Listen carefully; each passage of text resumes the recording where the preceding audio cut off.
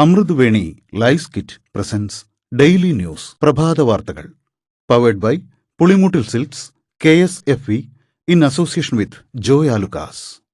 ഈ ഓണത്തിന് തൃശൂരിനെ കുളിരണിയിക്കാൻ ഇതാ വരികയാണ് ലോകത്തിലെ ഏറ്റവും വലിയ മനുഷ്യനിർമ്മിത വാട്ടർഫോൾസ്.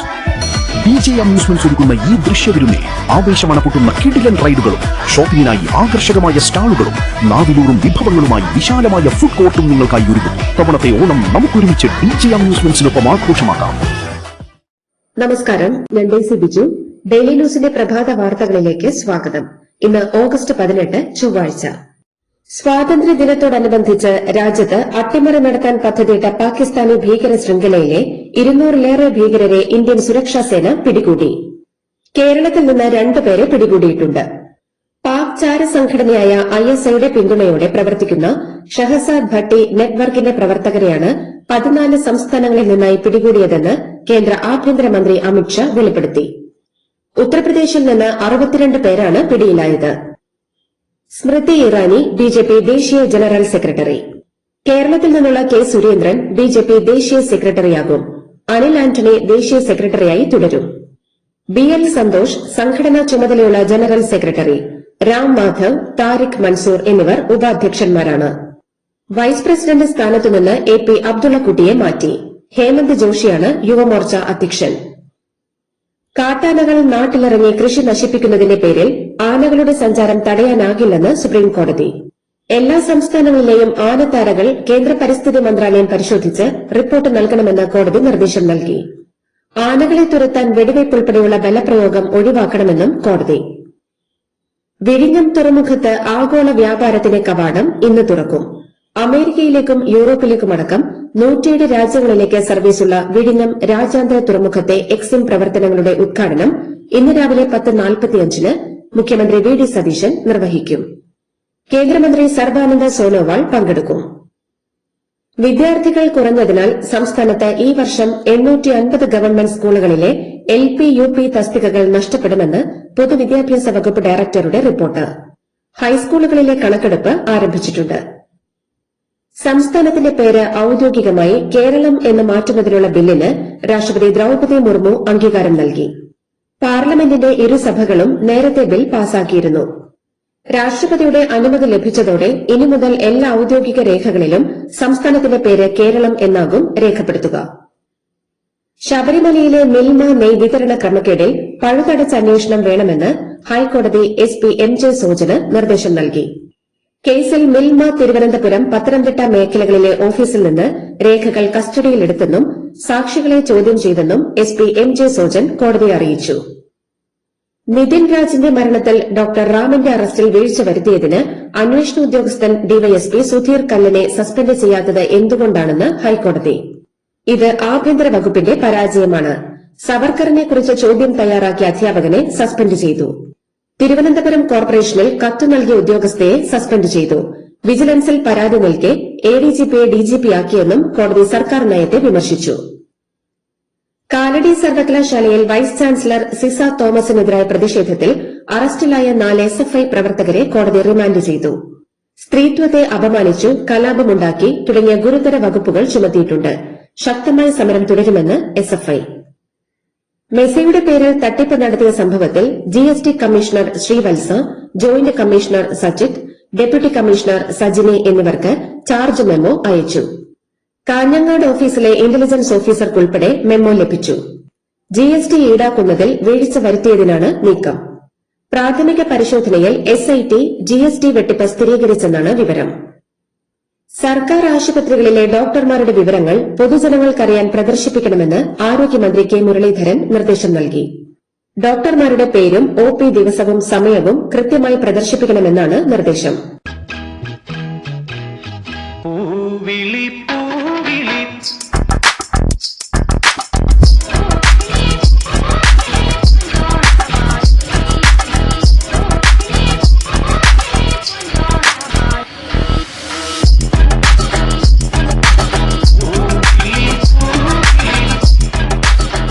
ഈ ഓണം കളറാവട്ടെ പുളിമൂട്ടിൽ സിൽക്സ്. തൊഴിൽ വകുപ്പ് മന്ത്രി ബിന്ദു കൃഷ്ണയ്ക്ക് 3 മാസമായിട്ടും പ്രൈവറ്റ് സെക്രട്ടറി ആയില്ല.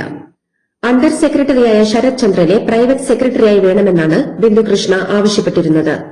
AICC general secretary KC Venugopal MLAയും മന്ത്രിയായിരുന്നപ്പോൾ പേഴ്സണൽ സ്റ്റാഫിലുണ്ടായിരുന്നയാളാണ് ശരത് ചന്ദ്രൻ. സർക്കാർ സംഭരിച്ച നെല്ലിന്റെ പണം ആവശ്യപ്പെട്ട് കർഷക ദിനത്തിൽ പാലക്കാട്ടെ നെൽ കർഷകർ സപ്ലൈകോ ഓഫീസിൽ കുത്തിയിരുന്ന് പ്രതിഷേധിച്ചു. ജില്ലയിൽ 14,000-ഓളം കർഷകർക്കാണ് പണം ലഭിക്കാനുള്ളത്. ഓണത്തിനു മുൻപ് പണം വിതരണം ചെയ്യുമെന്നാണ് കൃഷിമന്ത്രി ഉറപ്പു നൽകിയത്. 6 മാസം മുൻപാണ് സർക്കാരിന് കർഷകർ നെല്ല് നൽകിയത്. ഒരാഴ്ചയ്ക്കുള്ളിൽ പണം കൊടുക്കുമെന്ന് സപ്ലൈകോ MD ഉറപ്പു നൽകിയ ശേഷമാണ് സമരം അവസാനിപ്പിച്ചത്. അടിമാലി മണ്ണിടിച്ചിൽ ദുരന്ത ബാധിതരായ 14 കുടുംബങ്ങൾക്ക് 10 ലക്ഷം രൂപ വീതം സർക്കാർ നഷ്ടപരിഹാരം പ്രഖ്യാപിച്ചു. ഓണത്തിനു മുൻപ് മുഖ്യമന്ത്രിയുടെ ദുരിതാശ്വാസ നിധിയിൽ നിന്ന് തുക നൽകാൻ ധാരണയായി. നഷ്ടപരിഹാര പാക്കേജിൽ നിന്ന് പുറത്തായതിനാൽ 1 മാസത്തോളമായി ദുരന്ത ബാധിതർ സമരത്തിലായിരുന്നു. കുട്ടിക്കർഷകൻ ആലപ്പുഴ അരീപ്പറമ്പ് സ്വദേശി ആദിത്യന് വീട് നിർമ്മിച്ചു നൽകുമെന്ന് കൃഷിമന്ത്രി T. സിദ്ദിഖ്. 6ാം ക്ലാസ്സുകാരൻ ആദിത്യന്റെ കൃഷി മികവിനെക്കുറിച്ചും ഒറ്റമുറി ഷെഡിലെ ജീവിതത്തെക്കുറിച്ചും അറിഞ്ഞാണ് ഇടപെടൽ. എറണാകുളത്ത് മുഖ്യമന്ത്രി ഉദ്ഘാടനം ചെയ്ത കാർഷിക ദിനാഘോഷ ചടങ്ങിലാണ് അവാർഡ് ദാനവും വീട് പ്രഖ്യാപനവും നടത്തിയത്. മുത്തങ്ങ കേസിലെ വിചാരണ കോടതി വിധിക്കെതിരെ CBI ഹൈക്കോടതിയിൽ അപ്പീൽ നൽകും. മിക്ക പ്രതികളെയും വെറുതെ വിട്ട കൽപ്പറ്റ സെഷൻസ് കോടതി വിധിക്കെതിരെയാണ് അപ്പീൽ നൽകുക. അബ്ദുൽ സലാം വധശ്രമ കേസിലെ അപ്പീൽ പരിഗണിക്കവെ CBI ഇക്കാര്യം ഹൈക്കോടതിയെ അറിയിച്ചു. M. ഗീതാനന്ദൻ ഉൾപ്പെടെയുള്ളവരുടെ അപ്പീൽ ഹൈക്കോടതി ഫയലിൽ സ്വീകരിച്ചു. ബോഡി ബിൽഡർമാരായ ഷിനു ചൊവ്വ, ചിത്രേഷ് നടേശൻ എന്നിവരെ ആംഡ് പോലീസ് ഇൻസ്പെക്ടർമാരായി നിയമിച്ചത് ചോദ്യം ചെയ്തുള്ള ഹർജി അഴിമതി നിയമന നിരോധന പ്രകാരം നിലനിൽക്കില്ലെന്ന് സർക്കാർ ഹൈക്കോടതിയിൽ. ടെസ്റ്റ് നടത്തിയപ്പോൾ കുഴഞ്ഞു വീണത് കായികക്ഷമതയില്ലാത്തതുകൊണ്ടല്ലേ എന്ന് കോടതി ചോദിച്ചു. All Kerala men's association president Vattiyoorkavu അജിത്തിനെ തിരുവനന്തപുരം സൈബർ പോലീസ് അറസ്റ്റ് ചെയ്തു. വനിതാ ശിശുവികസന വകുപ്പ് ഓഗസ്റ്റ് 14-ന് രാത്രി സ്ത്രീകൾക്കായി സംഘടിപ്പിച്ച റീസർച്ച് ഫ്രീഡം അറ്റ് മിഡ്നൈറ്റ് എന്ന പരിപാടിയെയും സ്ത്രീകളെയും അധിക്ഷേപിച്ചതിനാണ് നടപടി. തമിഴ്നാട്ടിൽ 6,220 കോടി രൂപയുടെ കാർഷിക വായ്പ എഴുതിത്തള്ളുമെന്ന് മുഖ്യമന്ത്രി C. ജോസഫ് വിജയ്. സംസ്ഥാന സർക്കാർ അധികാരത്തിൽ 100 ദിവസം പൂർത്തിയാക്കുന്നതിന്റെ ഭാഗമായാണ് സുപ്രധാന പ്രഖ്യാപനം നടത്തിയത്. ഇതനുസരിച്ച് സഹകരണ ബാങ്കുകളിൽ നിന്ന് 75,000 രൂപ വരെ വായ്പയെടുത്തവരുടെ കടം പൂർണ്ണമായും എഴുതിത്തള്ളും. ചെന്നൈ തിരുവനന്തപുരം വ്യാവസായിക ഇടനാഴി വേണമെന്ന് തമിഴ്നാട്. കേന്ദ്ര ധനമന്ത്രി നിർമ്മല സീതാരാമൻ അധ്യക്ഷയായ യോഗത്തിലാണ് തമിഴ്നാട് വ്യവസായ മന്ത്രി കീർത്തന ഈ ആവശ്യം ഉന്നയിച്ചത്. UGC നെറ്റ് പരീക്ഷ റദ്ദാക്കാനിടയാക്കിയ വീഴ്ചകൾക്ക് ഉത്തരവാദികളായ നാഷണൽ ടെസ്റ്റിംഗ് ഏജൻസിയിലെ 50-ലേറെ ഉദ്യോഗസ്ഥരെ നീക്കി. കർശന നടപടികളുണ്ടാകുമെന്നും പരീക്ഷാ നടത്തിപ്പ് കുറ്റമറ്റതാക്കുമെന്നും NTA അറിയിച്ചു. പരീക്ഷാ വീഴ്ചയിൽ കേന്ദ്ര വിദ്യാഭ്യാസ മന്ത്രി NTA അധികൃതരുമായി യോഗം നടത്തിയിരുന്നു. പരീക്ഷാ പ്രോട്ടോകോൾ കർശനമായി പാലിക്കാൻ മന്ത്രി നിർദ്ദേശം നൽകി. ജാർഖണ്ഡിൽ റിക്രൂട്ട്മെന്റ് പരീക്ഷാ ക്രമക്കേടുകൾക്കെതിരെ സമരം ചെയ്ത വിദ്യാർത്ഥികളുടെ ആവശ്യങ്ങൾ മുഖ്യമന്ത്രി ഹേമന്ത് സോറന്റെ നേതൃത്വത്തിലുള്ള സർക്കാർ അംഗീകരിച്ചു. TDPL നടത്തിയ എല്ലാ പരീക്ഷകളും റദ്ദാക്കുമെന്ന് മുഖ്യമന്ത്രി പ്രഖ്യാപിച്ചു. Jharkhand public service commission, Jharkhand staff selection committee, combined graduate level പരീക്ഷകളും റദ്ദാക്കി. 2014 മുതലുള്ള റിക്രൂട്ട്മെന്റ് പരീക്ഷകളിൽ നടന്ന ക്രമക്കേടുകളിൽ അന്വേഷണത്തിനും മുഖ്യമന്ത്രി ഉത്തരവിട്ടു.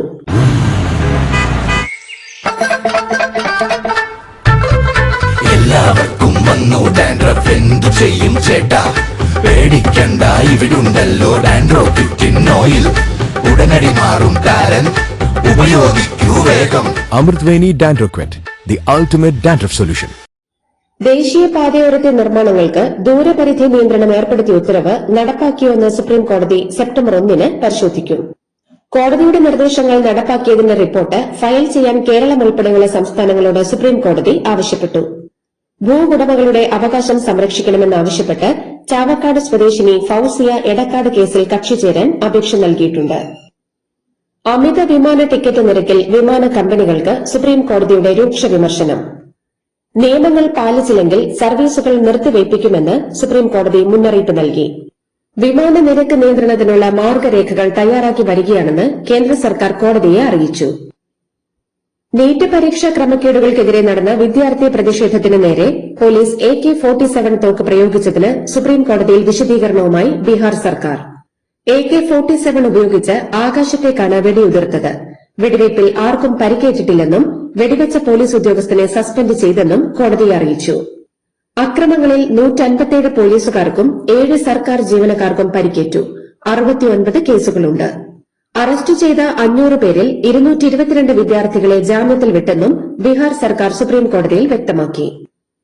നടിയും മോഡലുമായ ട്വിഷ ശർമ്മയുടെ മരണത്തിൽ ഭർത്താവിനും മുൻ ജഡ്ജിയായ ഭർത്തൃമാതാവിനുമെതിരെ സിബിഐ കുറ്റപത്രം സമർപ്പിച്ചു. ഗാർഹിക പീഡനം, മാനസിക പീഡനം തുടങ്ങിയ കുറ്റങ്ങളാണ് മുൻ ജഡ്ജി ഗിരിബാല സിംഗ്, ട്വിഷയുടെ ഭർത്താവ് സമർത്ഥ് സിംഗ് എന്നിവർക്കെതിരെ സിബിഐ കുറ്റപത്രം സമർപ്പിച്ചത്. ബിജെപിയുടെ സോഷ്യൽ മീഡിയ കൺവീനറായി ദീപക് മസ്കെയെ നിയമിച്ചു. പാർട്ടിയുടെ IT ഇൻചാർജ് സ്ഥാനം വഹിച്ചിരുന്ന അമിത് മാളവിയെ നീക്കിയാണ് 58-കാരനായ മസ്കെയുടെ നിയമനം. പ്രീതി ഗാന്ധി, ശിവാനന്ദ് ദ്വിവേദി, അലോക് ഭട്ട്, അരുൺ യാദവ് എന്നിവരെ സോഷ്യൽ മീഡിയ സഹ കൺവീനർമാരായും നിയമിച്ചു. പുതുതായി പാർട്ടി ചുമതലകൾ ഏറ്റെടുത്ത എല്ലാ ഭാരവാഹികളെയും അഭിനന്ദിക്കുന്നതായി മോദി എക്സിൽ കുറിച്ചു.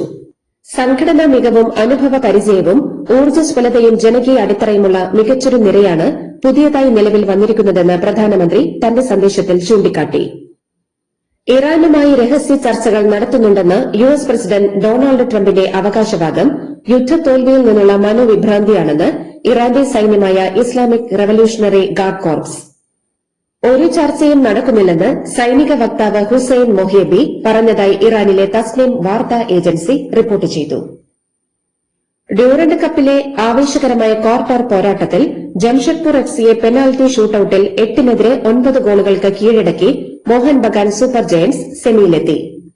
നിശ്ചിത സമയത്ത് ഇരു ടീമുകളും 1-1 സമനില പാലിച്ചതിനെ തുടർന്നാണ് മത്സരം പെനാൽറ്റി ഷൂട്ടൌട്ടിലേക്ക് നീണ്ടത്. ഷൂട്ടൌട്ടിലും ഒപ്പത്തിനൊപ്പം സമനില പാലിച്ചതിനെ തുടർന്ന് സഡൻ ഡെത്തിലായിരുന്നു ബഗാന്റെ ജയം. ശ്രീലങ്കയ്ക്കെതിരായ 1-ാം ക്രിക്കറ്റ് ടെസ്റ്റിൽ ഇന്ത്യയ്ക്ക് 3-ാം ദിനത്തിൽ 178 റൺസിന്റെ 1-ാം ഇന്നിംഗ്സ് ലീഡ്. ഇന്ത്യയുടെ 1-ാം ഇന്നിംഗ്സ് സ്കോറായ 462 റൺസിന് മറുപടിയായി ശ്രീലങ്ക 284 റൺസെടുത്ത് ഓൾ ഔട്ടായി. തുടക്കത്തിലെ കൂട്ട തകർച്ചയ്ക്ക് ശേഷം സെഞ്ചുറിയുമായി പൊരുതിയ സൊനാൽ ദിനുഷയുടെയും അർദ്ധ സെഞ്ചുറി നേടിയ നിരോഷൻ ഡുക്കലയുടെയും ബാറ്റിംഗ് മികവിലാണ് ശ്രീലങ്ക ഫോളോ ഓൺ ഒഴിവാക്കിയത്. 3-ാം ദിനം ശ്രീലങ്കൻ ഇന്നിംഗ്സ് അവസാനിച്ച ഉടൻ മഴയും വെളിച്ചക്കുറവും മൂലം കളി നിർത്തിവച്ചു. ലോക ബാഡ്മിന്റൺ ചാമ്പ്യൻഷിപ്പിൽ നിലവിലെ ലോക ചാമ്പ്യൻ ചൈനയുടെ ഷി യുക്കിയെ അട്ടിമറിച്ച് ഇന്ത്യയുടെ 21-കാരൻ ആയുഷ് ഷെട്ടി. ലോക റാങ്കിങ്ങിൽ 22-ാം സ്ഥാനത്തുള്ള ആയുഷ് 3 ഗെയിം നീണ്ട പോരാട്ടത്തിനൊടുവിലാണ് 1-ാം റാങ്കുകാരനായ ഷി യുക്കിയെ തോൽപ്പിച്ചത്. ലോക ബാഡ്മിന്റൺ ചാമ്പ്യൻഷിപ്പിന്റെ ആദ്യ റൌണ്ട് അനായാസം കടന്ന് ഇന്ത്യയുടെ PV സിന്ധു. വനിതാ സിംഗിൾസിൽ അയർലൻഡിന്റെ സോഫിയ നോബ്ലിനെ നേരിട്ടുള്ള ഗെയിമുകൾക്ക് ഇന്ത്യൻ താരം കീഴടക്കി. പുരുഷ ഹോക്കി ലോകകപ്പിൽ ശക്തരായ ഇംഗ്ലണ്ടിനോട് ഇന്ത്യ 2-നെതിരെ 4 ഗോളുകൾക്ക് പരാജയപ്പെട്ടു. മത്സരത്തിന്റെ ആദ്യ പകുതിയിൽ ഇന്ത്യ 2-1 എന്ന നിലയിൽ മുന്നിട്ട് നിന്നതായിരുന്നു. 2-ാം പകുതിയിലെ പ്രതിരോധത്തിലെ പിഴവുകൾ മൂലമാണ് ഇന്ത്യ തോൽവിക്ക് വഴങ്ങിയത്. ഇതോടുകൂടി ഡെയിലി ന്യൂസിന്റെ ഇന്നത്തെ പ്രഭാത വാർത്തകൾ സമാപിക്കുന്നു. ഡെയിലി ന്യൂസിന് വേണ്ടി വാർത്തകൾ വായിച്ചത് ഡെയ്സി ബിജു. ഡെയിലി ന്യൂസ് ലൈവ്.in വാർത്തകൾ വിരൽ തുമ്പിൽ.